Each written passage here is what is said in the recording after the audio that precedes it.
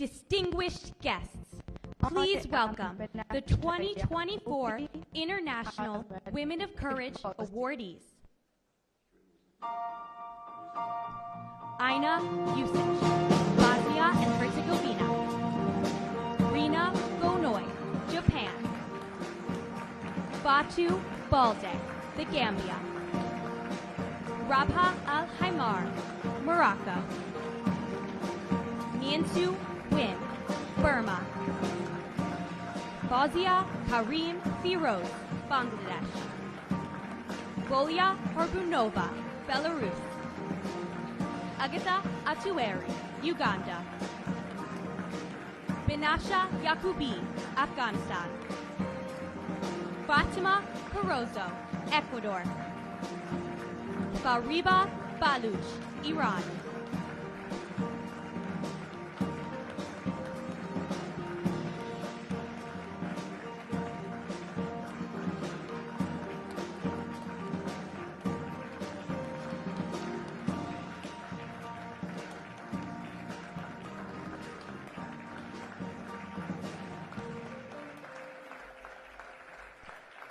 Please welcome Secretary of State Antony Blinken.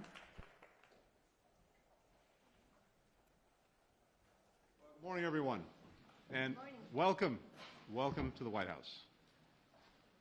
To the First Lady, Dr. Biden, thank you for again opening this remarkable place for this particular celebration, but also for being such an extraordinary role model for women and girls here in our country, but also around the world, and for your sustained efforts to advance the rights and dignity of all people. So we're joined today by officials from across the United States government, each one of them a remarkable leader and role model in their own right. Samantha Power, the USAID Administrator.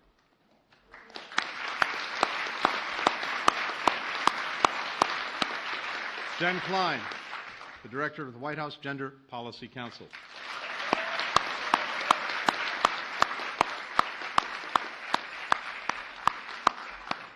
Someone who really needs no introduction, Karine Jean-Pierre, White House Press Secretary.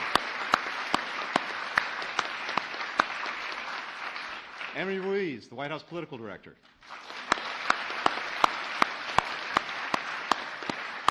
Dr. Geeta Rao Gupta, the Ambassador at Large for Global Women's Issues.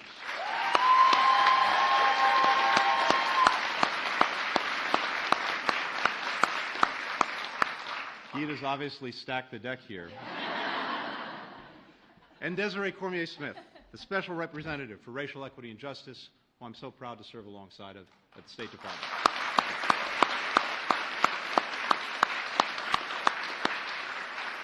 I also want to acknowledge our team at the Bureau of Education and Cultural Affairs, led by Assistant Secretary Lee Satterfield.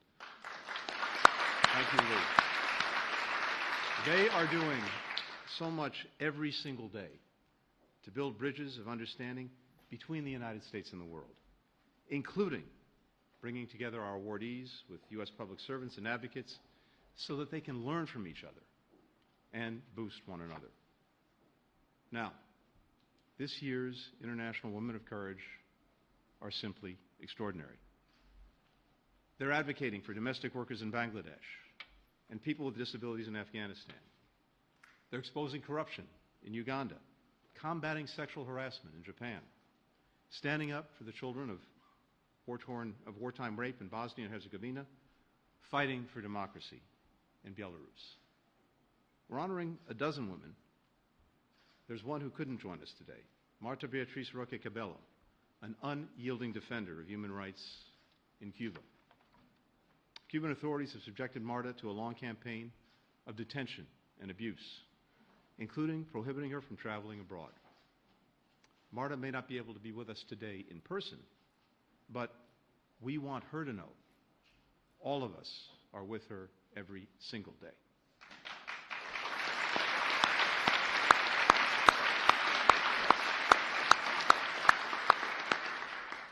I think Marta would be the first to say that her struggle is not hers alone. Governments and societies around the world look to silence, to intimidate outspoken women through imprisonment, through harassment, through violence, through death threats, through the repression of their families and their colleagues. For these women, and so many activists like them around the world, courage is a deliberate and daily choice.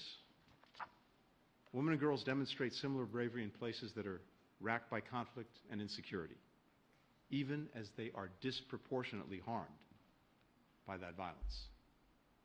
We also witness the quiet daily strength of women who persist despite the obstacles to their rights, their participation, their basic chances in life, from unequal political and economic power to gender-based violence.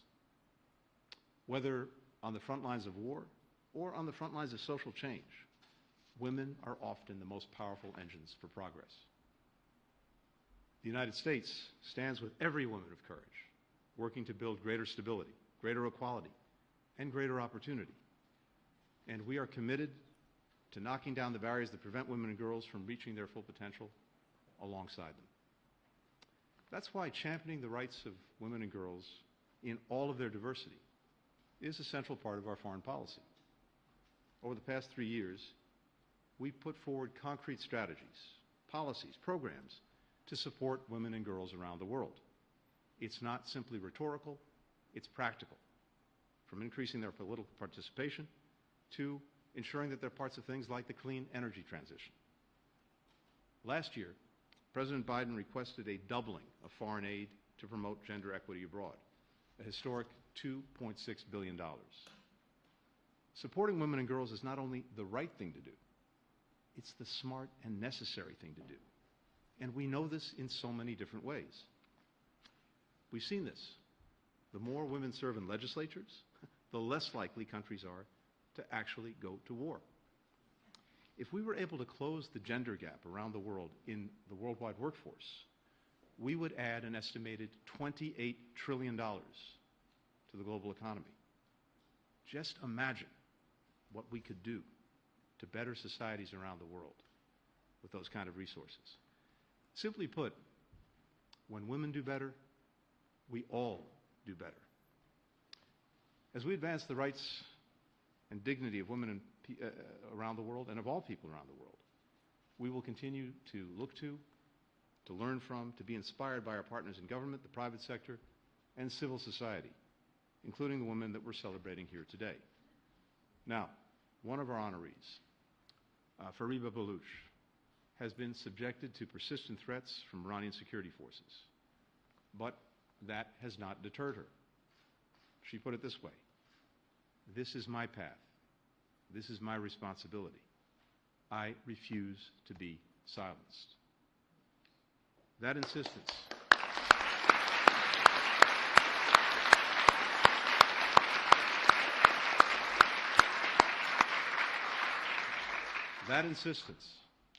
that determination to speak up, to speak out, to take action, to refuse the status quo, that's reflected in all of the extraordinary women that we recognize today. And it's exhibited every day as well by the woman that I now have the great privilege to introduce, the First Lady of the United States, Dr. Jill Biden.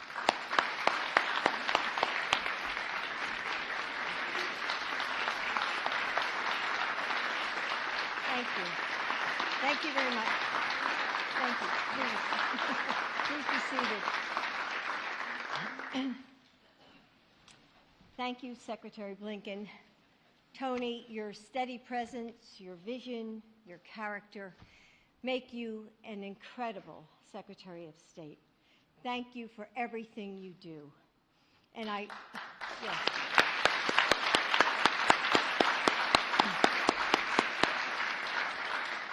And it's no accident that I think they seated you in front of Evan so you can see one another. And Second Gentleman Emhoff, Doug, you show us how important it is to have men join this fight.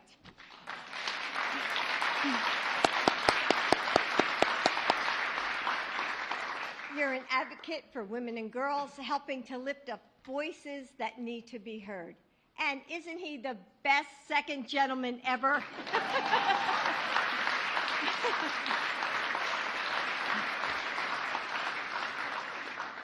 I too would like to say thank you to Jen Klein and her team at the White House, the Gender Policy Council, for the first of its kind, for their work advancing the rights of women and girls around the world.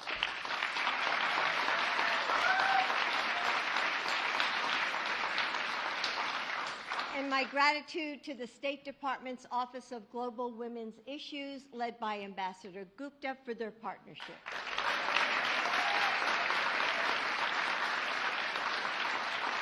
And a special welcome to the members of the Washington Diplomatic Corps.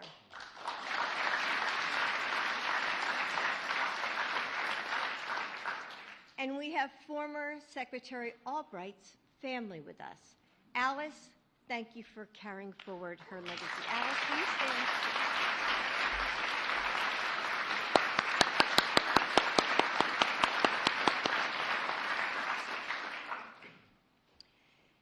There is a kind of silence that hangs in the air around us, even in a crowded room.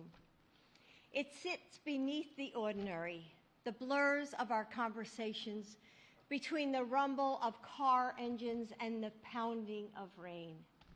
It's the silence of children lost to war and violence, of men who no longer speak of their dreams because they can't picture what's ahead, of women whose words are smothered by communities and governments who wish to hold them back, who have wounds and spirits it will take time to mend, who speak but go unheard.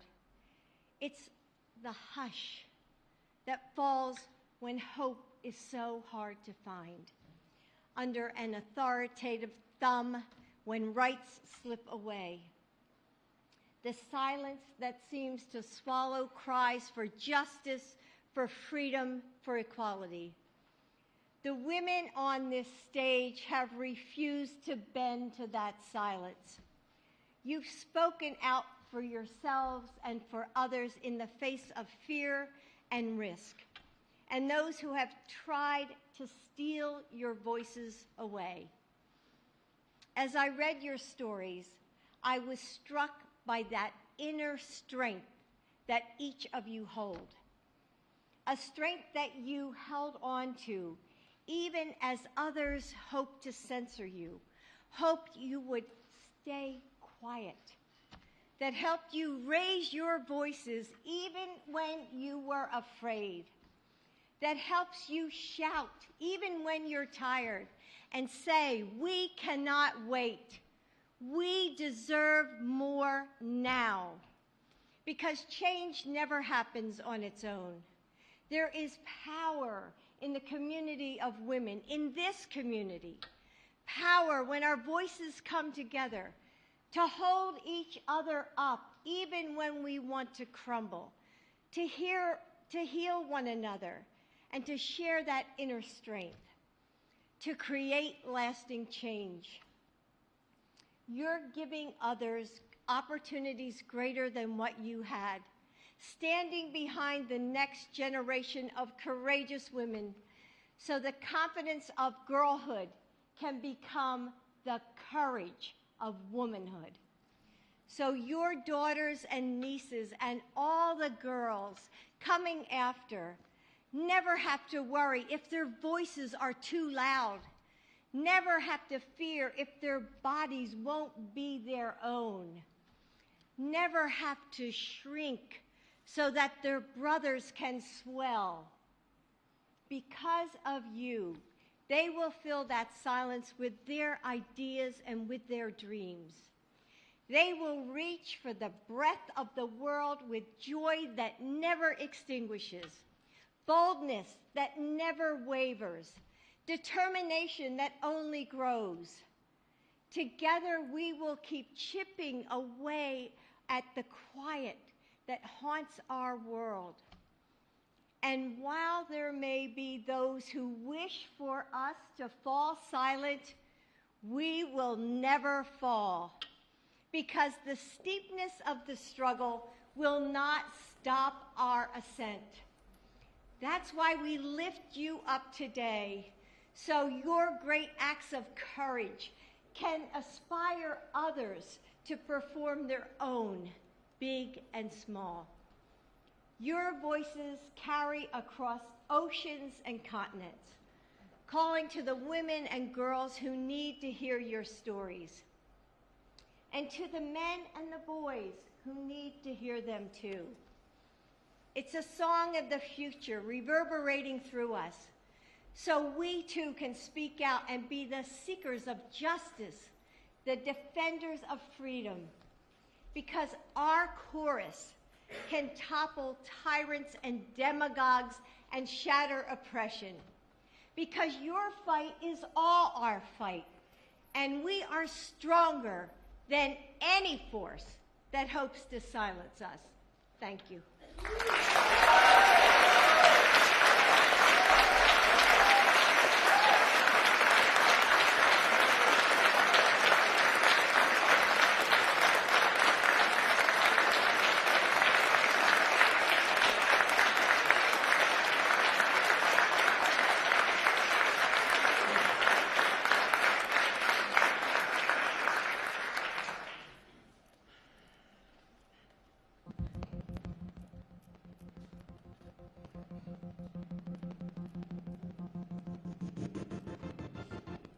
Being scared and doing your job anyway.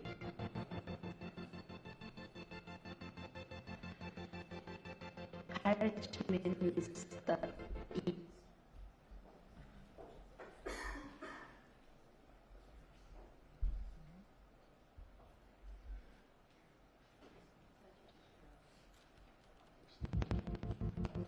I am Benafshaya Gopi. I am looking for secret clues, means to win. Fatima Korosam, verbal evolution,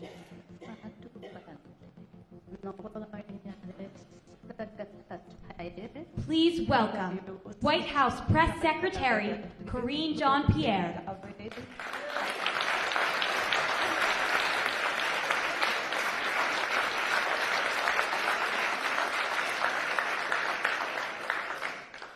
It takes courage to speak out. Let me say that one more time. It takes courage to speak out.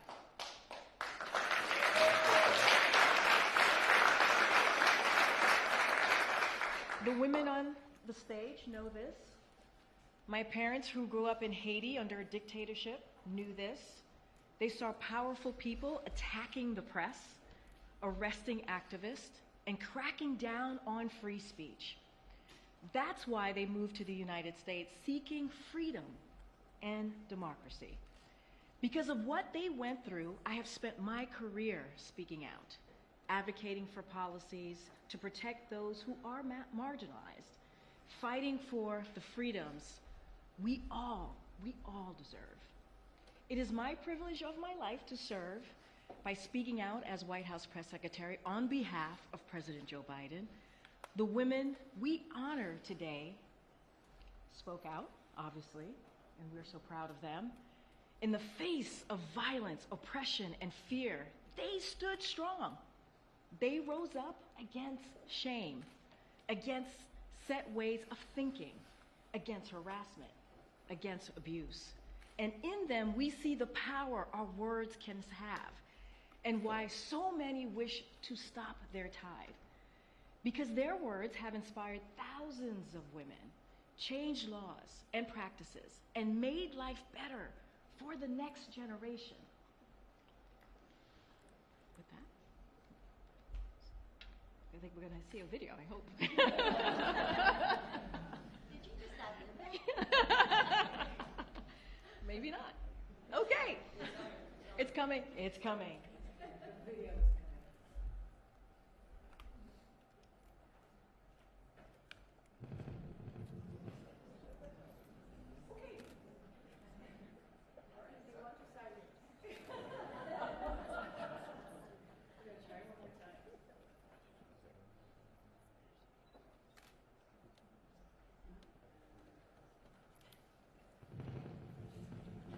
I am Benafshaya Gopi. I'm a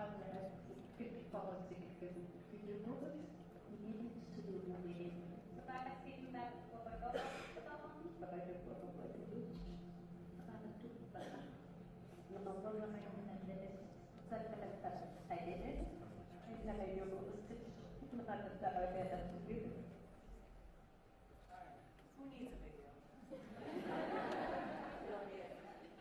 And now Dr. Biden and Secretary Blinken are going to present the awards.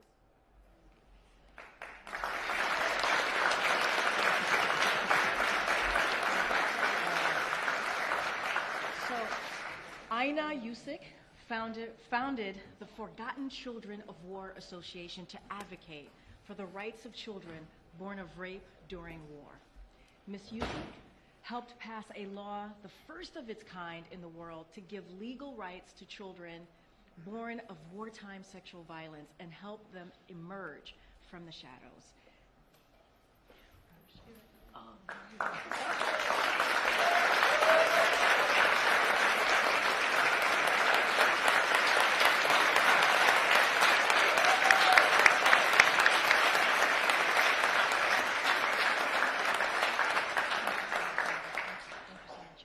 At the age of 11, Rina Goinoi and her family were victims of the tragic triple disaster in Japan, the tsunami, earthquake, and nuclear accident. When a woman Japan Self-Defense Force officer assisted her family during the evacuation, Ms. Goinoi was inspired to join the force. After facing sexual harassment and abuse there, Ms. Goinoi shared her story and empowered more than 1,000 other women to come forward, leading the force to change its ways. A survivor of female, oh, I'm so sorry. Let me just get back to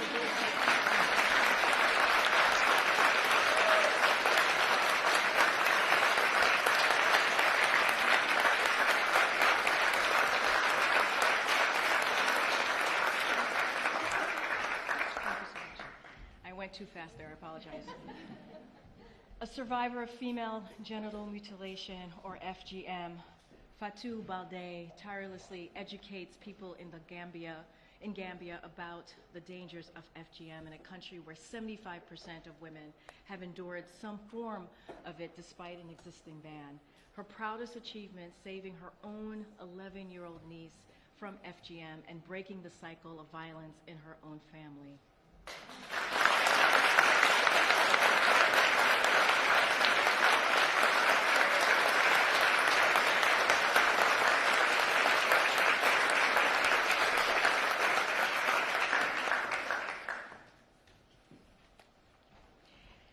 In Morocco, Rabah al-Haimar fought to spare her daughter a life of marginalization and discrimination as a child without legal documentation. She bravely shared her story in a groundbreaking documentary to help break the stigma facing children like hers. Ms. al-Haimar hopes her efforts will protect the rights of all women and children and empower them as full and equal citizens.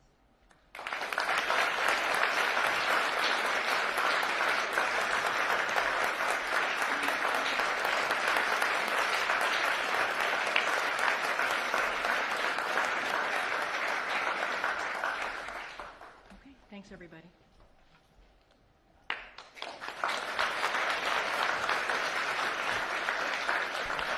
Please welcome Special Representative for Racial Equity and Justice, Desiree Cormier-Smith.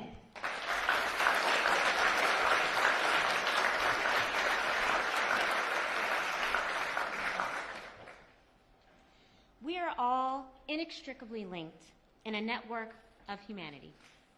This is the core of the African concept of Ubuntu. I am because you are. That means that when legal systems fail to protect some, it has implications for us all. But it takes true courage to seek justice when powerful forces prevail. The women we honor today are the embodiment of such courage. They are fearless advocates for laws that protect all people, without regard to one's gender, background, or beliefs. They refuse to stay silent in the face of injustice. They strive to transform broken systems that persecute the oppressed and fail to live up to the promise of equality, fairness, and humanity for every citizen. Why do they do it, even in the face of great risk to themselves and their families? Because they understand Ubuntu. Or, as the great Black feminist, professor, and poet Audre Lorde put it, quote, "I am not free while any woman is unfree, even when her shackles are very different from my own," end quote. The women we honor today give their communities hope, and their stories have the power to inspire others around the world to follow their lead. Without their perspectives and inclusion, without the participation of all women in all their diversity for that matter, there can be no true justice. The very survival of our network of humanity relies on such heroes, their unwavering belief in the principle of Ubuntu, and their fearless commitment to making this world a better place for us all. We are going to skip the video, and now Dr. Biden and Secretary Blinken will present the awards. Oh, maybe we won't skip the video. My name is Ms. Wynn. I am a lawyer for Myanmar. Over the past 10 years, I've represented hundreds of individuals in the criminal justice system. I'm committed to ensure the protection of legal rights, especially to the marginalized community. Individual rights has been limited, making my work more important than ever.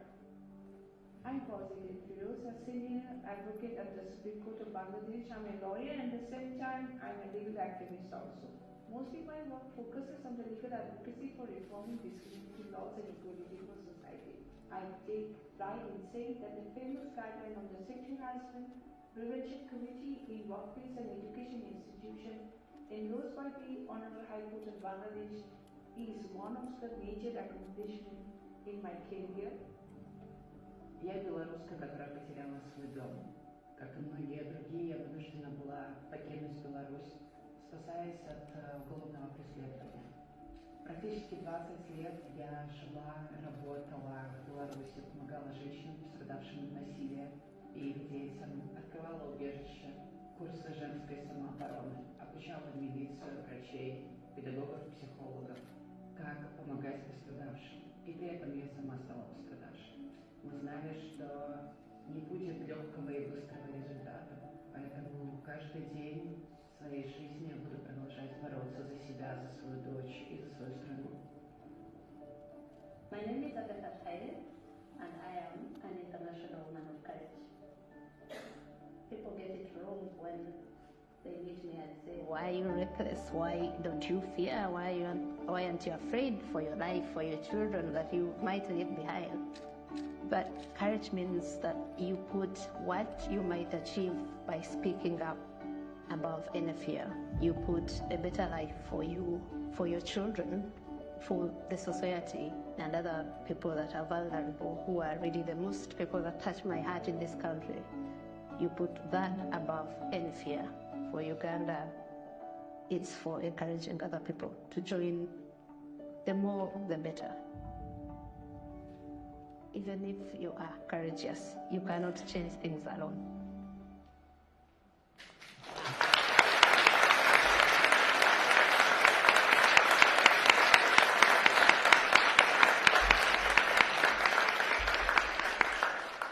And now, Dr. Biden and Secretary Blinken will present the awards.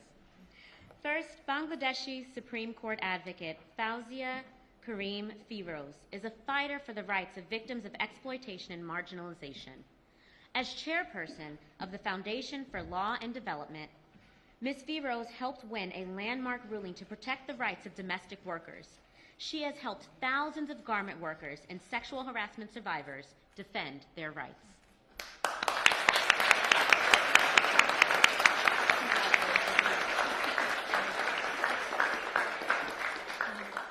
Minzu Win, a veteran criminal defense lawyer, is a champion for the rights of marginalized people across Burma. In addition to representing hundreds of clients pro bono, She also leads a legal aid team focused on training lawyers to help those most in need.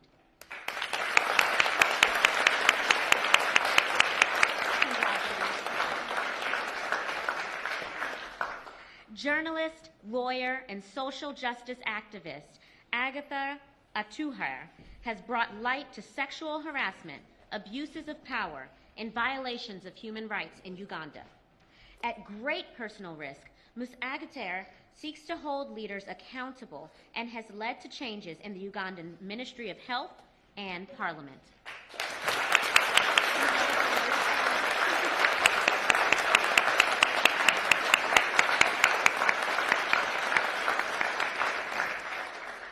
Volya Harbonova was imprisoned by the Lukashenko regime after organizing women's marches.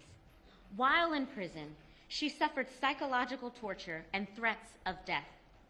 Ms. Harbonova now bravely advocates for the release of political prisoners and provides support to their families as a member of the Belarusian Democratic Movement in exile.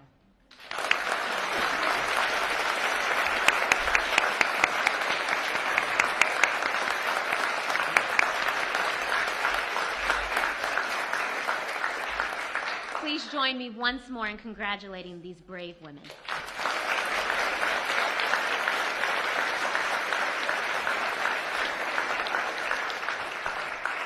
Please welcome USAID Administrator Samantha Power.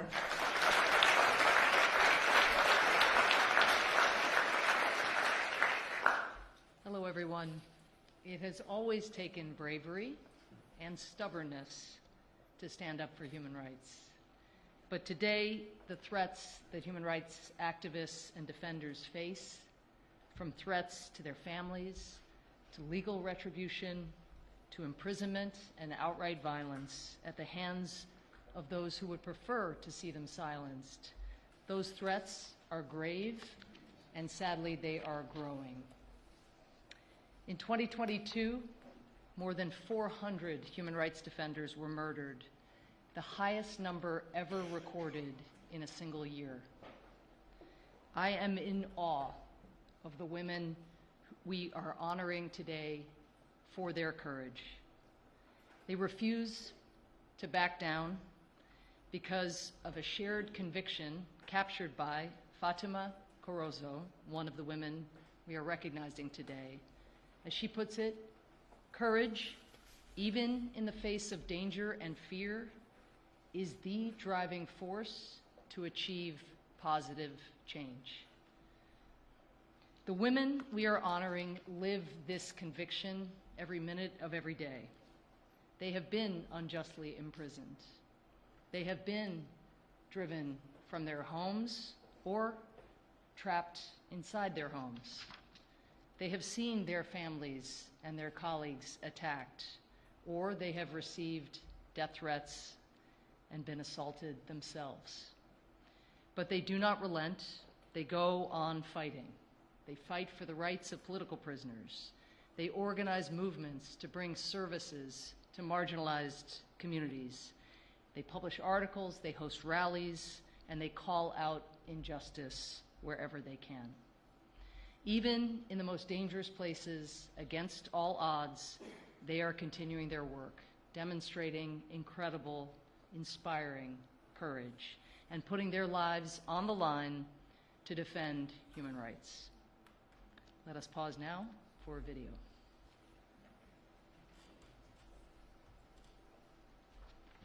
As a person who is advocating for the rights of people with disability and as a human rights defender, I will work for all Afghan women and I will dedicate all my life for my goal.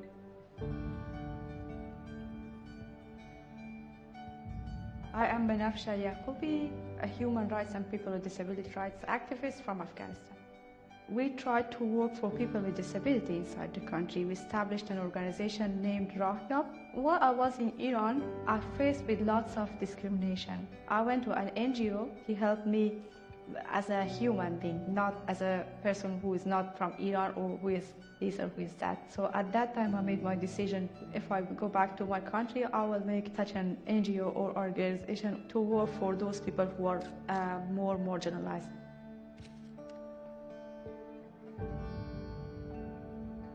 Soy Fátima Corozo, tengo 13 años como docente y soy líder del sector de la isla Luis Vargas Torre. El sector era de preocupación por falta de apoyo social. Me dije, quiero hacer algo. Fue buscar estrategias, buscar aliados para que ayudaran a dar diferentes tipos de capacitaciones. Los resultados han sido favorables. Se ha fortalecido el empoderamiento de la mujer, la igualdad de género, también para realizar emprendimientos. Y estos niños, estas madres, estos jóvenes son útiles en la sociedad. Mi nombre es Marta Beatriz Roque Cabello, soy licenciada en Economía, estoy dedicada a la empresa política y a poder hacer visible la situación que tienen los presos políticos y sus familiares. Es una cantidad de información que oculta la dictadura y que nosotros ponemos en la palestra pública para que se sepa lo que está sucediendo de verdad en la prisión. Yo creo que lo más importante que yo he hecho ha sido escribir La Patria de Dios. Nosotros en este pequeño argumento dimos a conocer al mundo lo que estaba pasando en Cuba. Yo pienso que el objetivo de mi vida, que era traer la democracia a Cuba, no lo he conseguido. Y tengo que seguir haciéndolo hasta que lo pueda conseguir o hasta que mi persona pueda seguirlo haciendo.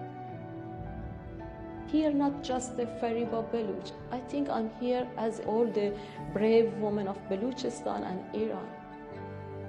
In Baluchistan, I was a teacher and a women rights activist. After I came in UK, I became as a human rights activist as well. I wanted you speak about us. I wanted you study about us. I wanted you seeing us as a humans fighting for the basic right. فردای آزادی روز دادخواهی که فرا برسد. That's all I want to do. This.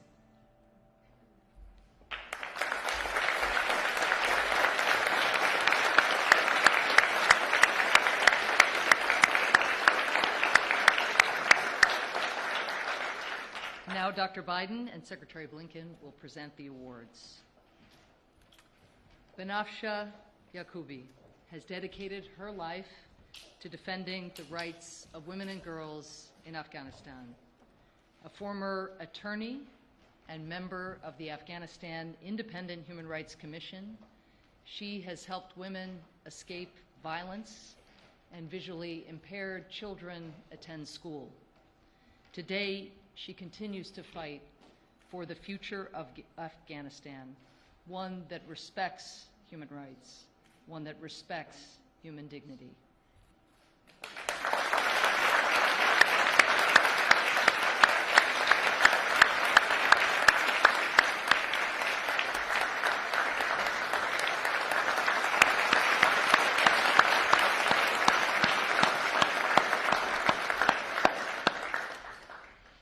Born in Isla Luis Vargas Torres, one of the most violent enclaves within Esmeraldas, Ecuador, Fatima Corozo has put her life on the line to draw hundreds of young people away from rising gang violence and help get them the education and job opportunities that they need to build the futures they want for themselves.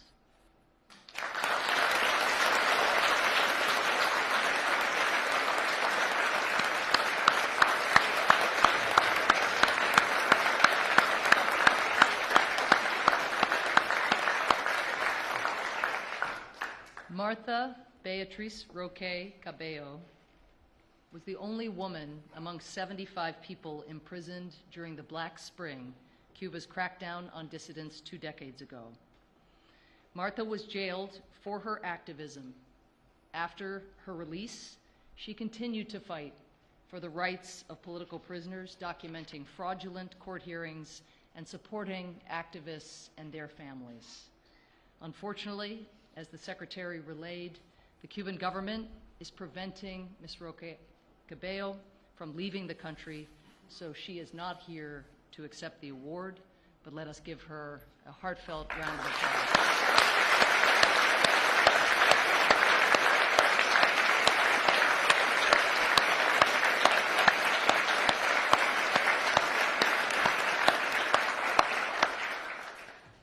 As a result of Fariba Baluch's outspoken activism for the rights of women and systematically oppressed ethnic minorities in Iran's poorest province of Sistan and Baluchistan, Iranian authorities have threatened her life. After she escaped to London, they detained her son and brother in a further attempt to intimidate her. Yet Ms. Baluch believes the only way forward is resistance, and she continues to advocate for marginalized communities in Iran, refusing to be silenced.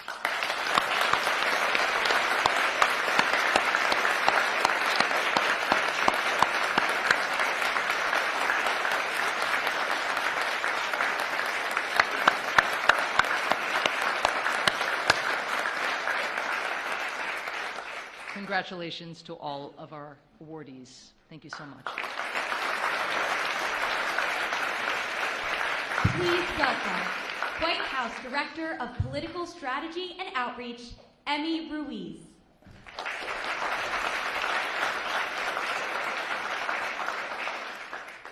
It's an honor to be here with all of you and to present this important award. This is the second year in which we've presented this group award, and we're so grateful to have Secretary Albright's family today as we honor her tremendous legacy. This year, we're recognizing 9 brave women from Nicaragua who were held as political prisoners. Nicaragua's current leaders have systematically undermined democracy and human rights. This regime is responsible for jailing members of the media, cracking down on civil society, and arresting people for exercising their basic rights. The Nicaraguan women that we honor today are human rights defenders, journalists, political activists, and women's rights activists, all fighting tirelessly and at great personal risk against corruption, repression, discrimination, harassment, and dignity. These courageous women were imprisoned by the Ortega regime and then exiled and stripped of their citizenship, branded as traitors, made stateless and unable to return to their homes and families. And yet, they remain undeterred and unbroken. They continue their brave fight for a better life and for a better future for all women and men in Nicaragua. And although they could not be present with us today, we honor them.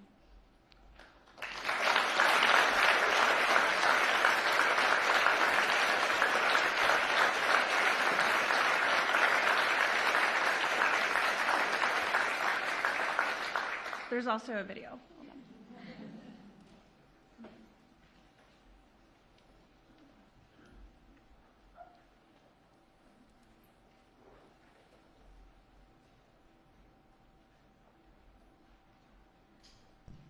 Please welcome 2024 International Women of Courage awardee, Fatou Balde.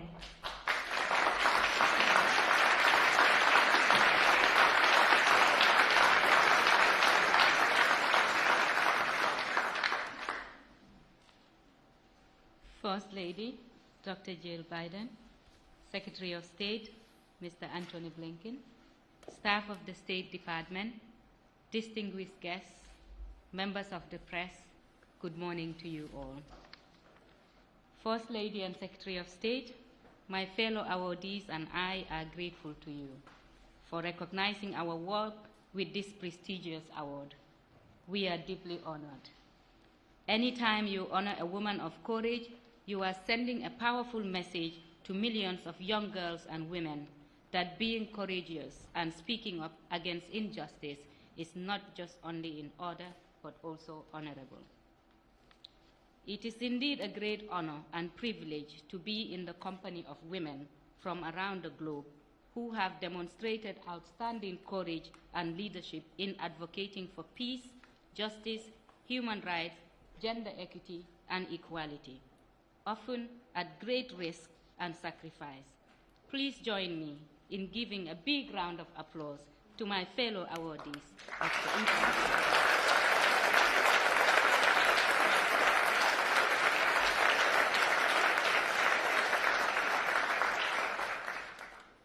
As a young girl growing up, I was taught by society to accept without questioning the norms and practices that are harmful to women, such as female genital mutilation, also known as FGM.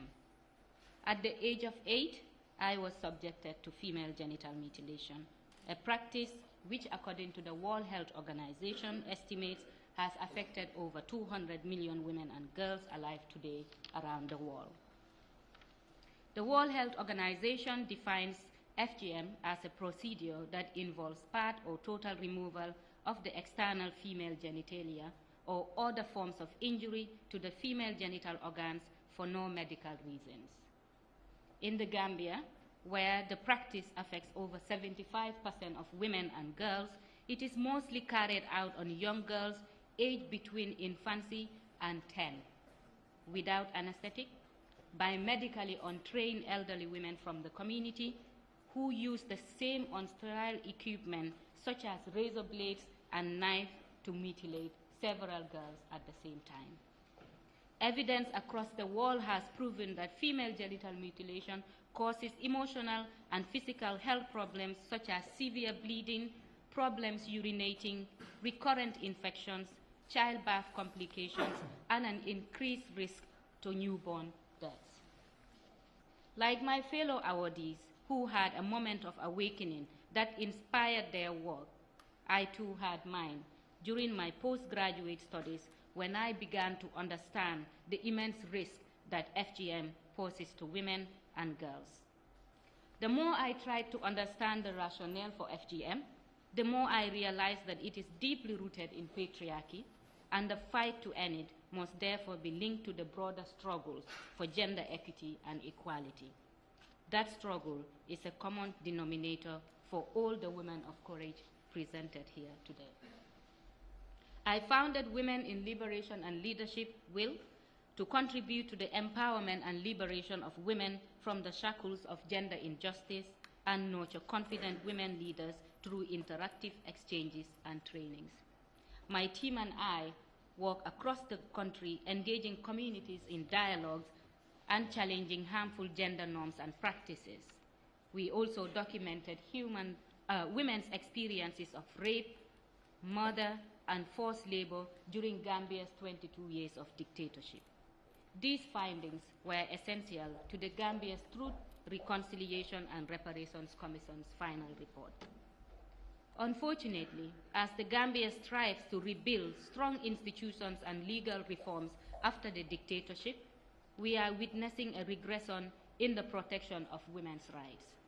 As I speak to you, a bill has been introduced at the Gambian National Assembly today to revoke the law that bans female genital mutilation in the Gambia. Sadly, the debate will mainly be among men, as there are only 3 elected female parliamentarians out of a total of 53. Without adequate representation of women in decision-making, issues affecting women and their children will continue to be decided by men. Eliminating FGM in 2030 is a specific target of the Global United Nations Sustainable Development Goal 5. Yet, in 2024 alone, there are 4.4 million girls at risk of female genital mutilation globally. Repealing the law in the Gambia will set a bad precedent in the struggle to eliminate FGM globally.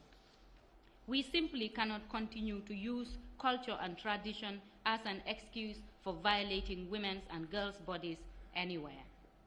My proudest achievement is saving my 11-year-old niece from FGM and breaking the circle of injustice in my own family.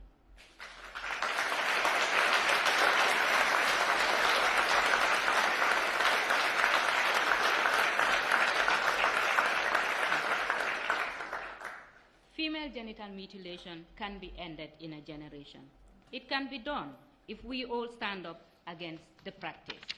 To my fellow awardees, as we live today, decorated as International Women of Courage. Let our courage continue to inspire generations of women and girls around the world. A quote from Maya Angelou. Each time a woman stands up for herself, without knowing it, possibly without claiming it, she stands up for all women. On that note, I hope we all continue to stand up, speak up, and act for all women.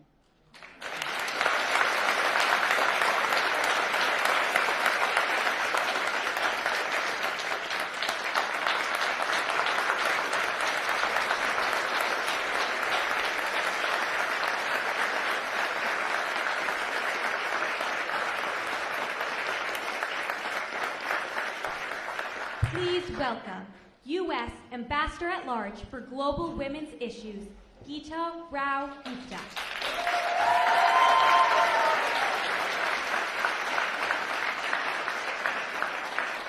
Thank you, Fatu, so much for those very inspiring remarks on behalf of the 2024 International Women of Courage. The strength, the passion, the fortitude you speak with are emblematic of exactly what we are here to celebrate today. I'm personally so honored to be here, surrounded by so many of the women's equality champions, both here on the stage and in the audience. Last year, I was in the audience, sitting right there, in awe of the incredible women the International Women of Courage Award celebrates. I was awaiting confirmation as an ambassador at large for global women's issues at the time, and I knew then and there that the International Women of Courage Award was more than just a celebration of excellence. It is a powerful tool for change. For 18 years, the award has played a critical role in highlighting the importance of promoting gender equity and equality and the rights and empowerment of women and girls, which is the cornerstone of US foreign policy and assistance. Today serves as a recommitment on the part of the US government to supporting and advancing women leaders and gender equality globally. We promote gender equality and women's empowerment because it is the right thing to do and because it is an investment with a high rate of return for all. It is not an expenditure, it is an investment.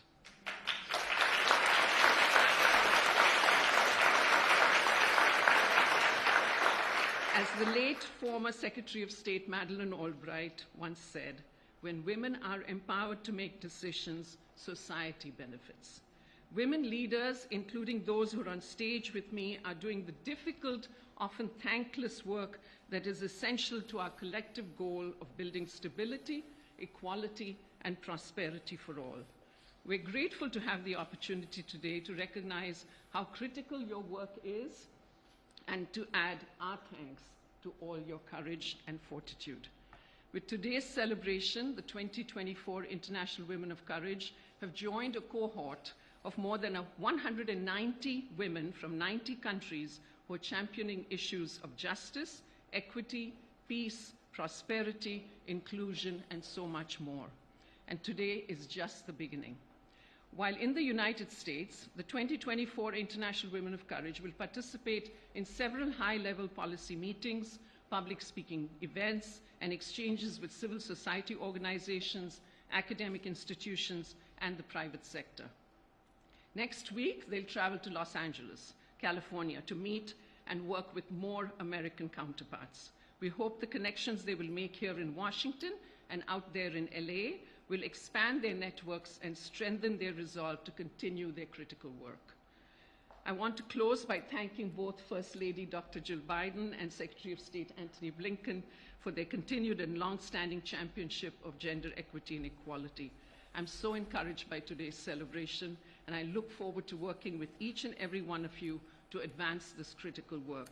Thank you so much for coming. Thank you for your commitment to this issue, and thank you to all of our International Women of Courage.